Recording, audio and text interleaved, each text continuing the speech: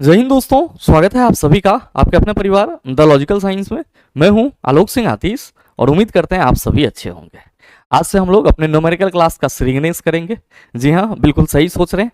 पीछे मैंने आप सबों को एक वीडियो में न्यूमेरिकल कैसे करें इसके लिए स्ट्रेटजी बताया था और आप सबों का लगातार मैसेजेस आना ये शुरू हो गया कि गुरुजी एक बार आप फिर से जैसे पुराने प्लेलिस्ट में न्यूमेरिकल को कराया हो चैप्टर वाइज उसी तरीके से आप फिर से करा दो। तो मेरे मित्र, कोई दिक्कत की बात नहीं है। अगर आप लोग पढ़ने के लिए तैयार हैं तो हम आपको फिर से कराने के लिए भी तैयार हैं।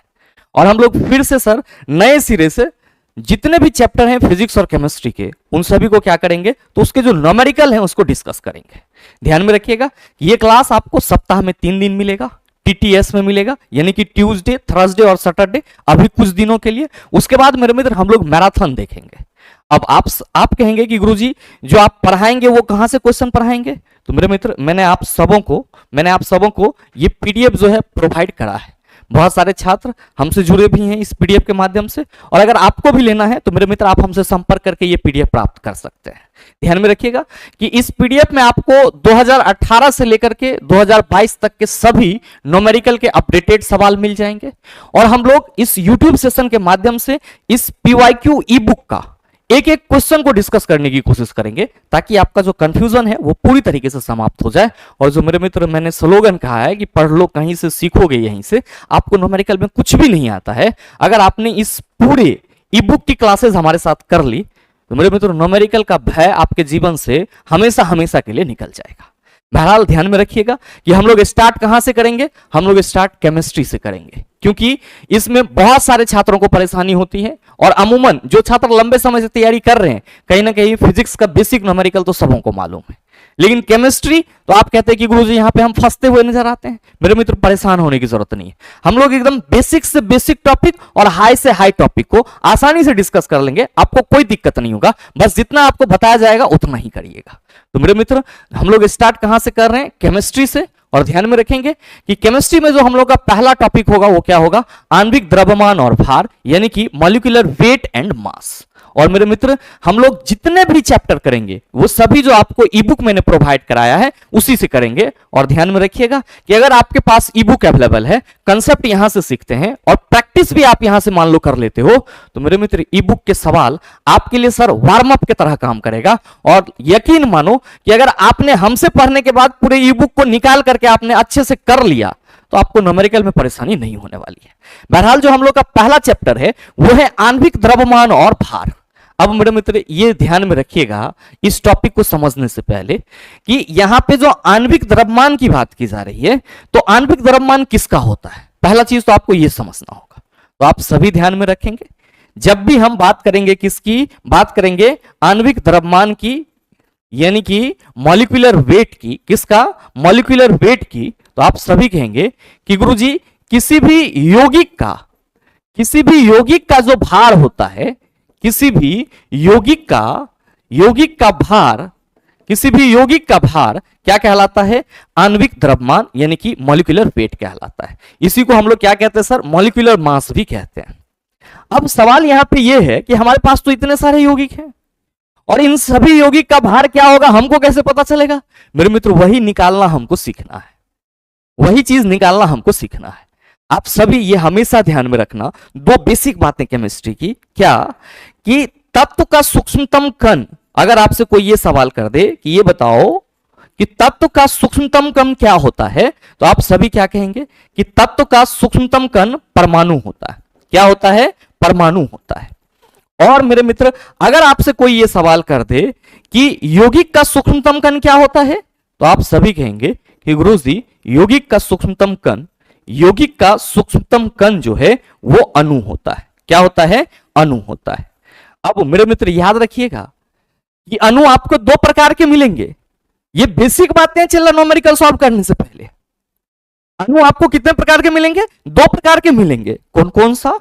तो मेरे मित्र, एक आपको अणु मिलेगा तत्व का, एक अणु आपको किसका मिलेगा? तत्व का अणु मिलेगा। ध्यान में रखेंगे कि तत्व के अणु को कैसे आप रिप्रेजेंट करेंगे? तो सर O2 या फिर जो आपका N2 है या फिर जो आपका Cl2 है, ये सब क्या है? तत्व के अणु है। और दूसरा तो आप कहेंगे यौगिक का अणु। अब यौगिक क्या होगा? तो आप सभी कहेंगे जितने भी कंपाउंड हैं सर वे सब के सब यौगिक हैं। तो मेरे मित्र जो CH3OH है आप कहिएगा यौगिक है। तो CH3OH का एक अणु, तो आप कहेंगे सर CH3OH यौगिक का एक अणु होगा।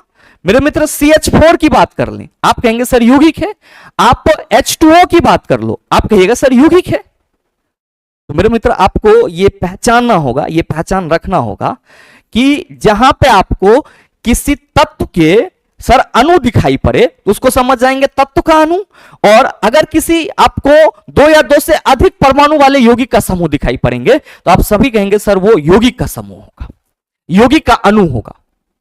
तो आप सभी ये चीज बड़े अच्छे से अपने माइंड में सेट कर लेना कि आणविक द्रव्यमान किसी भी यौगिक का भार होता है और किसी भी तत्व का सूक्ष्मतम कण परमाणु होता है, यौगिक का सूक्ष्मतम कण अणु होता है। दो प्रकार के होते हैं, तत्व के सर और यौगिक के। अब मेरे मित्र सवाल यहां पे ये है कि सर ये जो हमारा यौगिक का अणु है इसका भार कैसे निकालेंगे? तो मेरे मित्र किसी भी यौगिक का अणु भार आप तभी निकाल पाओगे जब आपको क्या मालूम हो, आप सभी ध्यान में रखेंगे सर जितने भी तत्व हैं उसका परमाणु भार मालूम हो। आप कहेंगे गुरुजी हमारे पास तो कुल तत्वों की संख्या 118 है, तो क्या 118 तत्वों का परमाणु भार हमें याद रखना होगा? बिल्कुल नहीं, आप बस 1 से 20 तक याद रख लीजिएगा।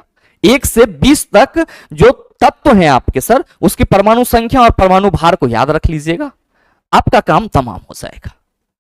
अब 1 से 20 तक जो आपको तत्वों की परमाणु संख्या और भार मिलेंगे मेरे मित्र वो बेसिकली आप कह सकते हो रिलेटेबल है। कैसे रिलेटेबल है? तो गौर फरमाइएगा जरा सा इस चार्ट पे। ये आपके क्या है? तो 1 से 30 तक हालांकि मैंने तत्वों की परमाणु संख्या और द्रव्यमान को लिखा है यहां पे, लेकिन आपको बस याद कहां तक रखना है? तो मेरे मित्र आपको बस कैल्शियम तक याद रखना है। समय मिले तो सर आगे का याद कीजिएगा, नहीं तो अभी के लिए स्टॉप कर दीजिएगा। अब ध्यान दीजिए कि अगर आप सीधे सीधे पढ़ेंगे तो hydrogen 1, helium 2, lithium 3, beryllium 4, boron 5, carbon 6, nitrogen 7, oxygen 8, fluorine 9 इस तरह से मिलेगा। अब यहां पे सर वैल्यू पॉइंट में दिए हुए हैं, पॉइंट में आपको नहीं याद रखना है। अप्रोक्सीमेट वैल्यू आप सभी पढ़े हैं, बिल्कुल पढ़े हैं सर। मेरे मित्र हाइड्रोजन का एटॉमिक नंबर 1 है तो बस इसका 2 गुना कर देंगे, आप कहेंगे सर 1 हो जाएगा। अब यहां पे हीलियम है तो आप इसका 2 गुना कर देंगे, एटॉमिक मास 4 हो जाएगा। लिथियम का एटॉमिक नंबर 3 है, सर इसका 2 गुना में 1 जोड़ दीजिएगा क्योंकि अप्रोक्सीमेट वैल्यू में जाएंगे तो 6.94 हो जाएगा, तो सर ये 7 हो जाएगा। तो हम बहुत ज्यादा इस पे आपका समय बर्बाद नहीं करेंगे, मेरे ख्याल से सभी छात्रों को ये याद होगा। और आगे अगर नहीं याद है तो ये चार्ट अवेलेबल है, पीडीएफ आपको मिल जाएगी, उससे आप याद कर लीजिएगा। अब मेरे मित्र ध्यान देंगे यहां पे कि ये परमाणु संख्या और परमाणु भार आपको याद है तो आप किसी भी तत्व का क्या कर सकते हैं सर? परमाणु भार तो बता ही सकते हैं, साथ में मेरे मित्र किसी भी यौगिक का आणविक भार निकाल सकते हैं। कैसे निकालिएगा? तो मेरे मित्र बस एक एग्जांपल हमारे साथ देखिएगा। सर H2O का अगर आपसे कोई पूछ दे कि आणविक भार क्या होगा तो मेरे मित्र आप सभी ध्यान में रखना कि H2O का आणविक भार का मतलब क्या हुआ कि H2O में हाइड्रोजन और ऑक्सीजन परमाणु का जो कुल भार है वो हमें बताना है। हाइड्रोजन का परमाणु भार कितना होता है? 1। कितने परमाणु है चला? 2, तो 1 गुना 2 प्लस ऑक्सीजन के 1 परमाणु का द्रव्यमान, आप कहेंगे सर 16। तो मेरे मित्र हाइड्रोजन का जो आपका वाटर है इसका आणविक भार कितना हो जाएगा? 18 U हो जाएगा, यानी कि 18 यूनिट हो जाएगा। तो मेरे मित्र आप सभी ये कह सकते हैं, क्या कह सकते हैं कि गुरुजी जब भी हम आणविक भार की चर्चा करेंगे, जब भी हम किसकी चर्चा करेंगे? आणविक भार की चर्चा करेंगे तो सरल शब्दों में कहेंगे क्या कि यौगिक में उपस्थित सभी परमाणुओं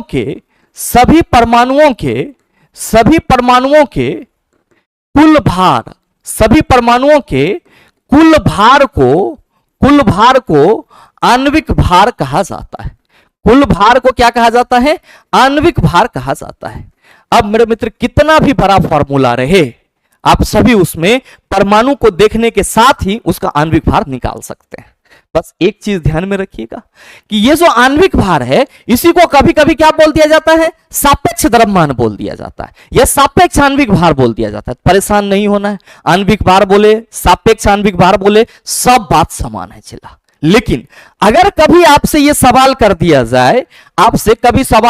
जाए कि सूत्र इकाई द्रव्यमान क्या होता है तो याद रख लीजिएगा चला कि सूत्र इकाई द्रव्यमान को इंग्लिश में फॉर्मूला यूनिट मास कहते हैं। क्या कहते हैं? फॉर्मूला यूनिट मास कहते हैं। और मेरे मित्र आप सभी को याद रखना है कि सूत्र इकाई द्रव्यमान केवल आयनिक यौगिक का निकलता है। किसका निकलता है? केवल आयनिक यौगिक का निकलता है। यह चीज आप ध्यान में रखिएगा, आयनिक यौगिक का निकलता है। अब आप कहेंगे कि गुरुजी सूत्र इकाई द्रव्यमान कैसे निकाला जाता है? तो मेरे मित्र कैलकुलेशन सेम है, जैसे हम लोग आणविक भार निकालते हैं वैसे ही सर किसी आयनिक द्रव्यमान का जो आणविक भार होता है वो क्या कहलाता है? सूत्र इकाई द्रव्यमान यानी कि फॉर्मूला यूनिट मास कहलाता है। तो मेरे मित्र फॉर्मूला यूनिट मास कहीं पे मिले घबराना नहीं है। क्या कहेंगे कि गुरुजी जैसे आणविक भार निकालते हैं वैसे ही सर उस यौगिक का निकाल देंगे, वही हमारा क्या हो जाएगा? उस यौगिक के लिए सूत्र इकाई द्रव्यमान हो जाएगा। जैसे चला आप सबों को मालूम है कि Na+ और Cl- सोडियम क्लोराइड होता है। तो सोडियम क्लोराइड क्या है आपका? आप कहेंगे सर एक आयनिक यौगिक है। क्या है? आयनिक यौगिक है। अब इसका जो अनुभार होगा वो क्या होगा? सर उस NaCl का फॉर्मूला यूनिट मास होगा। कैसे? तो सोडियम के एक परमाणु का द्रव्यमान कितना होगा? तो आप कहेगा सर सोडियम के एक परमाणु का द्रव्यमान 23 होगा। बिल्कुल होगा चला। अब क्लोरीन के एक परमाणु का द्रव्यमान आप कहेंगे सर 35.5 होगा। तो मेरे मित्र आप सभी क्या कहिएगा कि अगर इसको ऐड करेंगे तो 5 3 8 3 2 5 8.5 यूनिट क्या हो गया? तो सर NaCl का सूत्र इकाई द्रव्यमान हो गया। NaCl का सूत्र इकाई द्रव्यमान हो गया।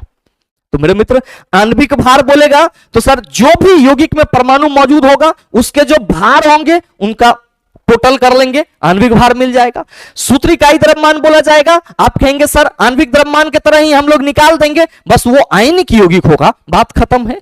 और मेरे मित्र सापेक्ष पूछेगा, अपेक्षिक पूछेगा, आप कहेंगे सर एक ही बात होगा।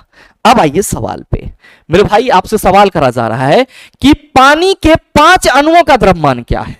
मेरे मित्र पानी का एक अणु क्या होगा? तो आप सभी कहेंगे कि गुरुजी अगर कहीं पे H2O सिर्फ लिखा हुआ है तो ये क्या हो गया? पानी का एक अणु। याद रखना, सीखना है, जिसको आ रहा होगा बहुत बढ़िया है। चला मेरे मित्र क्या कहिएगा यहां पे कि पानी का एक अणु, पानी का एक अणु सर H2O। कोई भी यौगिक अगर कहीं पे भी सर ऐसे लिखा हुआ है H2SO4 HNO3 सर HCl, फिर सर आपका H2SO4 तो लिख ही दिए हैं चला, इसके बाद HBr CaCl2 CuCl2 इस तरह से कहीं भी लिखा हुआ है, ये सब क्या है सर? उसके एक अणु है। किसके? तो आप कहिएगा सल्फ्यूरिक अम्ल के। H2SO4 को सल्फ्यूरिक अम्ल कहते हैं, सल्फ्यूरिक अम्ल का एक अणु है।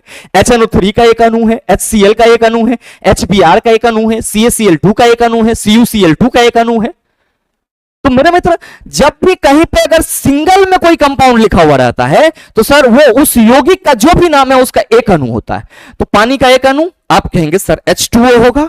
और मेरे मित्र ध्यान देना अब यहां पे कि अगर हम पानी का 5 अणु कहें तो क्या कहिएगा?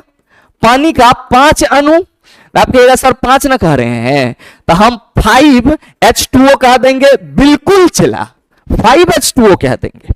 अब पूछा है हेक्टर आणविक द्रव्यमान क्या होगा? ये बताओ कि एक अणु का द्रव्यमान कितना होगा?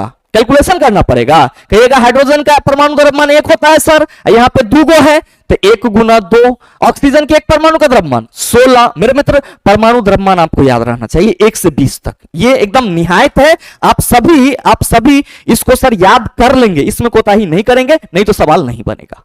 ध्यान देंगे कि ऑक्सीजन का परमाणु द्रव्यमान आप कहेंगे सर 16, 18 हो गया। 5 अणु का पूछ रहा है तब 5 गुना 18 बताओ चला 90 यूनिट। कितना? 90 यूनिट। सही आंसर कौन लेके जाएगा? ऑप्शन नंबर बी लेके जाएगा।